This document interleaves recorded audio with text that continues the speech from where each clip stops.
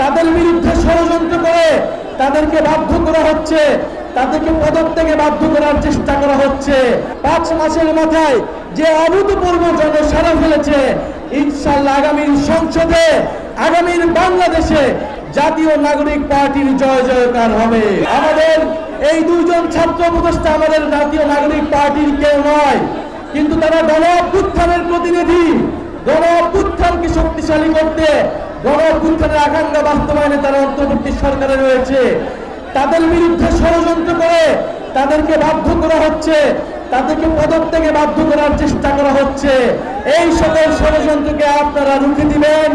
গণ অভ্যুত্থানের বিরুদ্ধে যে কোনো ষড়যন্ত্রকে নরসিংদীবাসী রুখে দিবে ইনশাআল্লাহ। বিচার সংস্কার এবং নতুন সংবিধানের দাবিতে আমরা জড়ো হব 3রা আগস্ট শহীদ মিনারে, এবং শহীদ মিনার থেকে বাংলাদেশের নতুন বাংলাদেশের ইস্তিহার ঘোষণা হবে। একটি নতুন বাংলাদেশের জন্য, বৈষম্যহীন বাংলাদেশ গড়ার জন্য। 1 বছর পরেও আমরা দেশ গড়তে জুলাই পদযাত্রায় একই দাবি নিয়ে নেমেছি। আমরা দেখেছি 1 বছরে নানা ষড়যন্ত্র হয়েছে, নানাভাবে বাধাগ্রস্ত করা হয়েছে।